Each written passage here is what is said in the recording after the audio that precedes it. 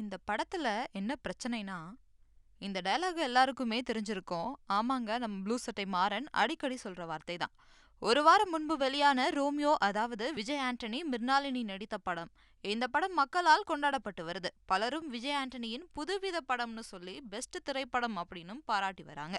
ஒரு படம் நல்லா இருக்கு, நல்லா இல்ல, அந்த படத்துல இந்த இடத்தில் நல்லா இருந்திருக்கலாம், இதை கொஞ்சம் மாத்திருக்கலாம் அப்படின்னு சொல்றது ஒருவித விமர்சனம். ஆனால் ப்ளூ சட்டை மாறன் அவர்கள் ரோமியோ படத்திற்கு கொடுத்த விமர்சனத்தில் நடிகர் விஜய் ஆண்டனி அவர்கள், இசையமைப்பாளர் அந்த வேலையை விட்டுட்டு ஏன் நடிக்கணும், அவருக்கு நடிப்பே வராதுன்னு சொல்லியிருக்காரு.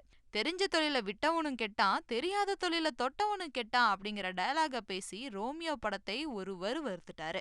இந்த படத்தை பார்க்க நெஞ்செழுத்தம் இருந்தா பாருங்க, பார்த்து தொலைங்கன்னு சொல்லி ரொம்பவும் தாக்கி பேசியிருக்காரு ப்ளூ சட்டை மாறன்.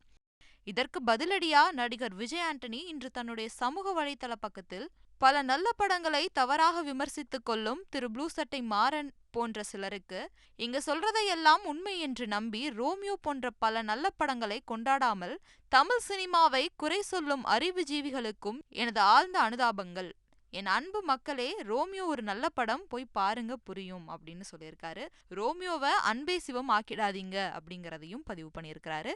இப்படி ஒரு பதிவை செய்து பதிலடியும் கொடுத்திருக்காரு விஜய் ஆண்டனி அவர்கள்.